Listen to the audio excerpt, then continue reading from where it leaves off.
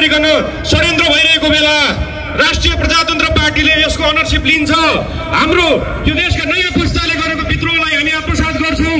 यो पार्टीले यसको भावनालाई आत्मसात गर्दै त्यो नवोदित पुस्ताले उठाएका मुद्दाहरूलाई संस्थागत गर्न काँध थाप्छ भनेर जसरी नेपालको एकमात्र राजनीतिक शक्तिले यो युवा शक्तिलाई त्यो युवाको बलिदानलाई आत्मसात गरेर अगाडि बढ्ने निर्णय गर्नुभयो। यो जेएनजी पुस्ताको भावना बोक्ने पार्टी नै राम्रो भएको छ र म सबै यो पुस्ताका मानिसहरूलाई यसमा आबद्ध भएर अगाडि बढ्न अपिल गर्न चाहन्छु। जहाँसम्म यो देशमा भ्रष्टाचारका कुरा छन्, त्यो जेएनजी विद्रोहका क्रममा उठेको सबभन्दा प्रमुख मुद्दा भ्रष्टाचार अन्त्य हुनुपर्छ भन्ने थियो। त्यो भ्रष्टाचार अन्त्य गर्नको लागि राजनीतिक शक्ति यो नेपालको राष्ट्रिय राजनीतिमा यो पार्टीको अध्यक्ष स्वयंले भ्रष्टाचार गर्नु भनेको आमाको रगत खानु सरो भनेर यो राष्ट्र सिंह राष्ट्रलाई त्यो सुशासनको गतिबोध गराउने त्यो दिशामा लैजाने अभियान त यहीबाट थालिनु भएको थियो र जेएनजी पुस्ताले भन्न खोजेको र नेतृत्व यही नै थियो। र जहाँसम्म यो देशको प्रजातन्त्रको चाबी नेपाली जनताको हातमा दिनुपर्छ।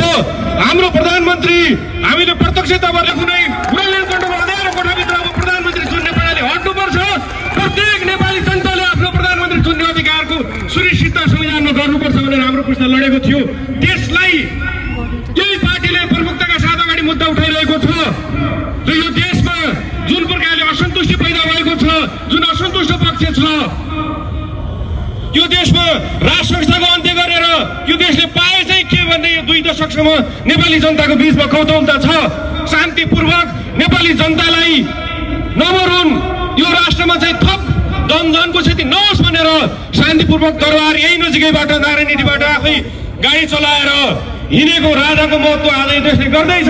अन्तिम समयसम्म हाम्रो पुस्तालाई गोली प्रहार गर्ने केपी शर्मा ओली जस्ता मान्छेहरू कसरी भाग्नु पर्यो र तिनै भएका मान्छेहरू आज फेरि टाउको उठाउँदैछन्। त्यसका विरुद्ध हामी उभिन्छौँ र हामी सबै एक ठाउँ उभिनुपर्छ।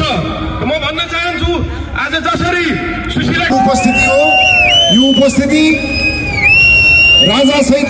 राजासहित दल र जेएनजी पुस्ताका बीचमा एउटा सहमति गरेर मुलुकलाई निकास दिने सन्दर्भमा राष्ट्रिय प्रजातन्त्र पार्टीबाट आयोजना गरिएको यो जनप्रदर्शन कार्यक्रम। यो कार्यक्रममा उपस्थित हुने सम्पूर्ण राष्ट्रवादी साथीहरूको यो आजको उपस्थिति आशाको उपस्थिति हो। यो आजको उपस्थिति परिवर्तनको उपस्थिति हो। यो आजको उपस्थिति यो देशलाई जोड्ने सङ्कल्प छ। अब म कार्यक्रमलाई